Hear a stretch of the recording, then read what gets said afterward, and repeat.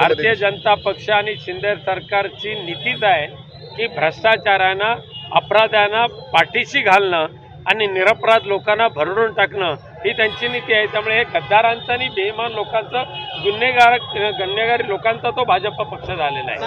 दररोज वर्तमानपत्र उघडा, दररोज टीव्ही चॅनल चालू करा, शाळकरी विद्यार्थिनीवर लैंगिक अत्याचार आणि हत्या, महिलांवर लैंगिक अत्याचार आणि हत्या, परंतु आरोपी मोकाट सुटलेले आहेत। दुर्दैवाने देशातल्या महाराष्ट्र एकमेव राज्य असं आहे की ज्या राज्याचा क्राईम रिपोर्ट अख्ख्या देशामध्ये सर्वात जास्त आहे आणि त्या गुन्हेगारांना कायद्याची भीती राहिलेली नाही।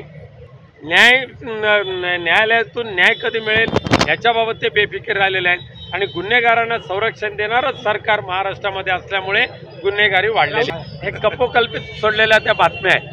ह्या भाजप आणि शिंदे सरकारचं वावड्या उठवण्याचा जो डंका पिटवण्याचा जो काय धंदा आहे त्याच्यातली ती बातमी आहे। नितेश राणे, निलेश राणे आणि नारायण राणे एक विकृती हा शब्द त्या तिघांना लागू होतो आणि म्हणजे केंद्रीय मंत्री आणि खासदार राहिलेला माणूस घराघरामध्ये घुसून ठार मारेन असं ज्या वेळेला भाषा करतो आणि त्या कायद्याने त्याच्यावर कोणती कारवाई होत नाही त्यावेळेला ह्या महाराष्ट्रामध्ये आणि कोकणामध्ये अनेक नितेश राणे, निलेश राणे, नारायण राणे जरी निर्माण झाले तर तो कोकण सुविचारी आहे।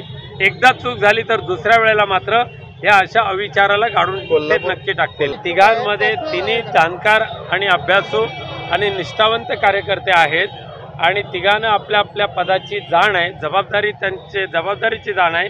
तिघं एकत्र राहून उद्याच्या विधानसभेमध्ये उत्तरमध्ये मशालचा आमदार निवडून आणतील।